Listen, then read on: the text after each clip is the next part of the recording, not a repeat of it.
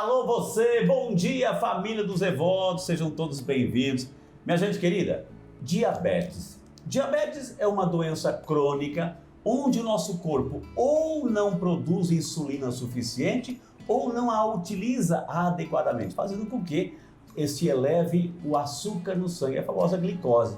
Consequência disso tudo, minha gente, isso sem controle afeta os nossos vasos sanguíneos, os nossos rins, nervos, visão e também o coração. Mas para falar tudo isso hoje com você, recebemos com muito carinho ela que é especialista no assunto, médica endocrinologista, a doutora Roberta Vanucci. Doutora Roberta, bom dia! Bom dia, Frei. Muito obrigada pelo convite. Muito obrigada. Eu tenho certeza que vai ser um momento muito especial onde as pessoas vão aprender barbaridade, viu? Sobre diabetes. Doutora, comecei certo falando isso? Começou muito bem.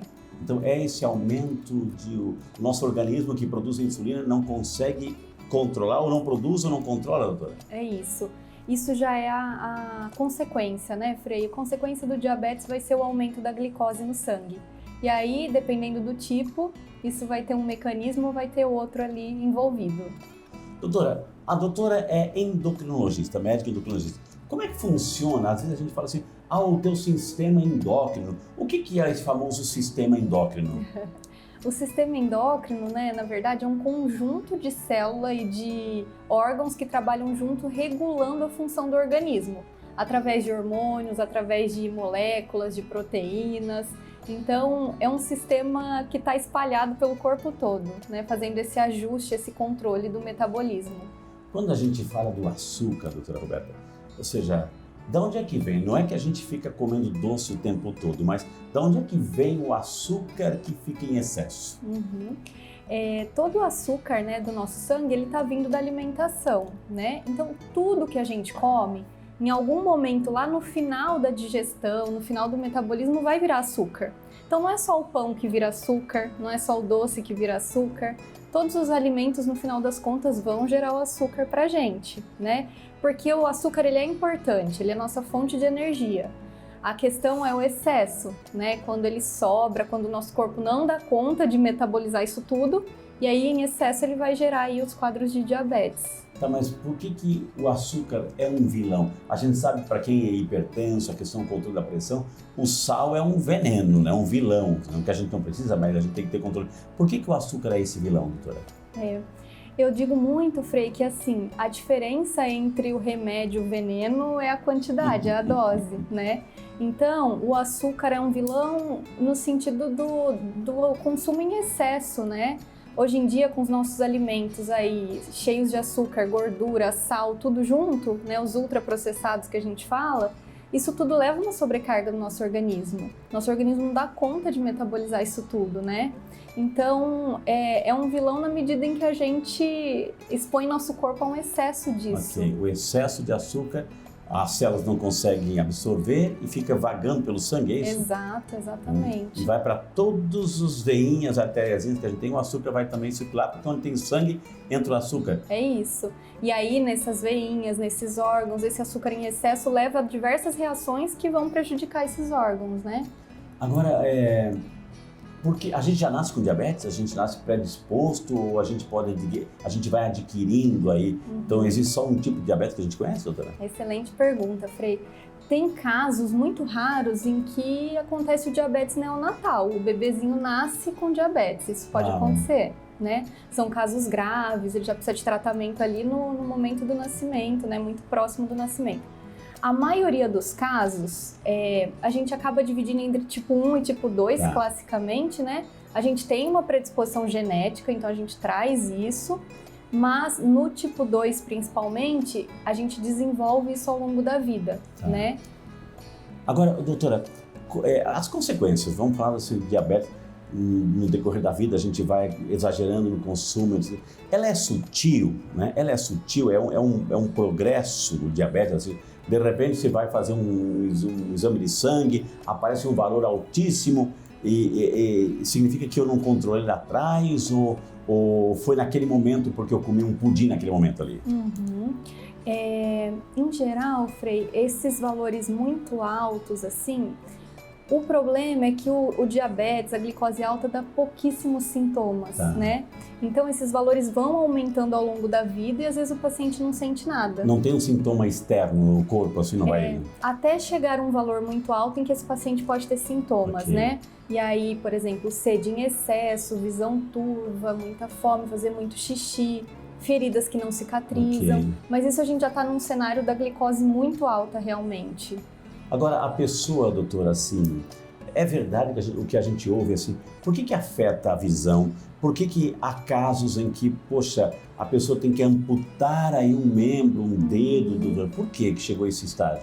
Esse estágio é um estágio bem tardio, final, né, Frei? Porque imagina que essa glicose alta fica circulando no sangue nos pequenos vasinhos. Pequenos vasinhos do olho, dos rins, dos pés. Isso vai levando a lesão nesses vasos, vai machucando, né? E a longo prazo vai se instalando ali modificações que a gente não consegue mais reverter. E aí leva, infelizmente, essas complicações já irreversíveis do diabetes. Agora, uma pessoa assim, doutora, que está lá, que ela descobriu, passou na doutora Roberta, descobriu, você está com um quadro. Por que existe essa situação assim, pré-diabéticos até chegar o diabético? Excelente pergunta, Frei. Eu gosto muito de falar sobre isso porque hoje em dia a gente tem mudado um pouco essa nomenclatura, porque o pré-diabetes dá uma sensação que não é doença ainda, né? Como um farol, né? O semáforo. Tem o verde que eu posso, o vermelho que eu não posso e o amarelo que é aquele sinal de alerta. Isso. Mudou um pouco esse conceito? Mudou um pouco. Porque no pré-diabetes, ele não é uma pré-doença. O paciente não está ali isento de todas as complicações. No limite. Tudo isso que a gente falou de perda de visão, alteração dos pés, dos rins, pode acontecer já no pré-diabetes. Então, na verdade, é um diabetes inicial. É isso que a gente está buscando, essa mudança de nomenclatura, para maior conscientização e para a gente já tratar desde o início mesmo. Então, já é um diabetes inicial. Inicial, né? exato. Então, atenção, cuidado quando você ouve você é diabético? Não, eu sou pré-diabético. Então, significa que, em potencial, já está começando. Eu posso reverter a situação? Poxa, passei com a doutora Roberta e disse, olha, você é um diabetes inicial ou um pré-diabético, na nomenclatura antiga. Eu posso reverter a situação, doutora? Pode. Isso é o mais potente aí do nosso estilo de vida, né, Frei? A gente tem diversos estudos já mostrando que o paciente com pré-diabetes, esse diabetes inicial, ou um diabetes mesmo, mas no início, recém-diagnosticado, se a gente intensifica as mudanças do estilo de vida, com uma alimentação adequada, prática regular de atividade física, um sono adequado, a gente consegue reverter esses quadros, né? Consegue a remissão. Então isso é muito importante, né, Frei? No cuidado. Ok. Agora, diante dessa realidade, uma pessoa que vai fazer um exame, um hemograma, ele aponta, no hemograma eu já tenho ali um resultado mais preciso, um sinal de alerta, doutor, que eu tenho que procurar um endocrinologista? Sim, a gente tem exames simples, como a dosagem da glicose, que é o açúcar no sangue, em jejum, ou o exame de hemoglobina glicada, né, que é um nome famoso aí também, já dão indícios pra gente desse diagnóstico. Então são exames de sangue simples que a gente pode fazer. Hoje em dia, doutora, a gente vê assim que está no acesso a todos, assim, nas farmácias, uma maquininha que você pega e faz um furinho dele, etc. Lá tem um número, etc. Então, hoje, como é que é essa questão que funciona essa questão? Primeiramente, da numeração, ou seja, antigamente você dizia até 99 você está bem, depois até 125 está inicial, dos 126 para cima já é diabético. Como é que funciona isso? Isso. Só para deixar claro, Frei, são esses valores, né? Só que esses valores são com a glicose do sangue. Então, no exame, a gente tem que medir esses valores para dar o diagnóstico. O aparelhinho é excelente, ele nos ajuda muito no controle, né? Então, aquele paciente que tem o diabetes, ou até que usa insulina, e aí vai fazer o controle do diabetes em jejum, do diabetes após as refeições. E, claro, ele dá um sinal pra gente de quanto tá ficando, né? Mas para confirmar o diagnóstico tem que ser o exame de sangue mesmo. O que é uma resistência insulínica? A resistência insulínica, ela é a base da origem do diabetes tipo 2. Então, no diabetes, só para diferenciar, no diabetes tipo 1, o paciente não produz insulina. Então, a glicose sobe porque ele não tem a insulina. No tipo 2, ele produz a insulina, mas essa insulina não consegue agir adequadamente, ela está encontrando uma resistência no organismo. O pâncreas está doente? O pâncreas está com dificuldade de produção, mas mais do que isso, ela está com dificuldade de agir. Por exemplo, o fígado está com muita gordura. Ok, esteatose. Então, a esteatose, ela não consegue agir ali no fígado, está resistente. Tá. Né? Os músculos também estão com gordura, a gente não consegue ter uma adequada ação da insulina.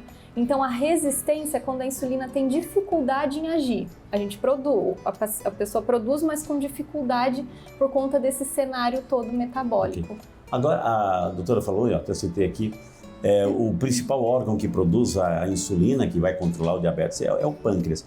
E se o pâncreas está doente, doutora, assim, de repente uma pancreatite, ou até um caso mais grave, um câncer, como é que fica, doutora? Se a gente tem alguma doença do pâncreas, a gente pode comprometer essa secreção de insulina, Entendi. né? Então, por exemplo, o caso de pancreatite crônica ou câncer de pâncreas que precisa remover o órgão, aí a gente vai precisar repor a insulina, né? Fazer o uso da insulina através das aplicações. Doutora, é verdade que uma pessoa que já tem diabetes, né, ela assim tem... como se livrar, né, essa pergunta assim, dessa tentação de um doce, enfim, vai numa festa em casa, a famosa sobremesa, tá no açúcar, tá no suco, como assim dar uma dica para quem está em casa que de repente fica tentada, só um docinho não faz mal. Como é que fica essa questão, doutora? Sem proibir, mas também ao mesmo tempo dar aquele sinal de alerta. Eu acho que o caminho, Frei, é isso que o senhor falou. Proibição é muito ruim, né? Nosso cérebro já entende aquilo como algo que ele quer, né? Então, eu acho que parte do princípio da gente fazer uma reeducação alimentar mesmo, né? Aprender sobre os outros alimentos, experimentar outras fontes de sabor doce que não seja só o açúcar, não seja só o doce, né? E tentar experimentar coisas novas, tentar aumentar o repertório da alimentação. Por que uma atividade física também é muito importante? E a atividade física, ela libera muito hormônio bom, né? Muito neurotransmissor bom. O mesmo que a gente libera quando come um doce gostoso, a gente libera quando faz uma atividade física. Então, essa prática regular da atividade física pode ajudar no controle da vontade do doce. Okay. Né? Eles são ali complementares, isso é muito interessante. Ô, doutora, por exemplo, a pessoa já foi diagnosticada, você é diabético, né? Seja pré ou não, seja diabético. Assim. A pessoa, todos os índices de leitura do sangue são elevadíssimos, mais ou menos, enfim. A pessoa fazendo isso que a doutora falou agora, fazendo uma boa alimentação, atividade física, etc., há um quadro de reversão disso tudo ou agora, já que chegou naquele patamar, só um controle? É possível, depende muito, Frei, de como a gente diagnosticou, do estágio, né? Porque hoje no diabetes a gente não pensa só no controle da glicose, a gente pensa na proteção de todos os órgãos envolvidos, né? Então tem medicações que além do controle da glicose vai proteger o rim, vai proteger o coração, então isso é importante. Mas se for um estágio inicial de um pré-diabetes, de um diabetes inicial, é possível a remissão sem algum remédio, né? Mas mais do que o uso ou não do remédio, é importante a gente manter o controle mesmo. Hoje, doutora Roberta, como endocrinologista, a gente sabe que a indústria farmacêutica, ela aumentou muito, enfim, os tipos de remédios, os tipos de medicamento. Então, muita gente assim, eu posso exagerar porque eu sei que eu tenho um remedinho, eu já tomo aquele remédio, enfim. Ou seja, se confia só no remédio e não faz a lição de casa. Exato, E aí é um caminho que a gente vai ter que, muitas vezes, cada vez aumentar o repertório de remédio, né, Frei? Então, assim, mais uma vez, no tratamento do diabetes, da obesidade, qualquer doença crônica, quanto é importante a mudança do estilo de vida, né? E sobre isso, a gente teve agora o Congresso Brasileiro de Diabetes, que trouxe uma aula incrível falando sobre a importância da espiritualidade, do manejo do estresse, das conexões sociais no controle da glicose, mostrando o quanto o paciente que tem uma rede de apoio, que tem um apoio espiritual no sentido de confiança em algo superior, uma troca com outras pessoas, o quanto isso ajuda no controle da doença. Que maravilha, gente. Tá vendo? Uma médica falando da importância da oração, da espiritualidade. Para quem está em casa, doutora, acompanhando o Saúde e Fé, acompanhando Famílias dos Devotos, então para quem está em casa, a lição de casa, a tarefa nossa do dia a dia. Perfeito. A tarefa nossa, né, tanto para quem tem o diabetes, não tem, conhece alguém que tenha, é a gente cuidar do nosso estilo de vida. tentar manter uma alimentação adequada, uma prática regular de atividade física, ir ao médico, fazer seus exames, avaliar o tratamento, tem remédios muito bons e muito modernos, e olhar também para outras áreas, olhar para a espiritualidade, olhar para as suas conexões sociais, para o estresse do dia a dia, né? Que tudo isso vai ajudar no controle da glicemia e no controle, na melhora da saúde. Que maravilha, gente. Hoje tivemos o prazer de conversar com a doutora Roberta Vanucci, nossa médica endocrinologista. É claro que trouxemos algumas informações pertinentes ao assunto que é diabetes. Então, você procure fazer a sua parte, alimentação saudável, procure um médico, enfim, não exagere os doces. É gostoso, nossos olhos veem e querem, enfim, mas a gente sabe que tem consequências de tudo isso. Então, procure se cuidar com muito carinho. Doutora, em nome da TV Aparecida, em nome do nosso programa Saúde e Fé, desse quadro Saúde e Fé, Família dos Devotos, agradeço de coração, sempre é um prazer recebê-la aqui. E quem quiser entrar em contato, o contato dela está na tela aí para você também saber mais informações sobre o diabetes. Muito obrigado, doutora. Muito obrigada. Que Deus abençoe. E devolvemos para os estúdios Família dos Devotos. Alô, você!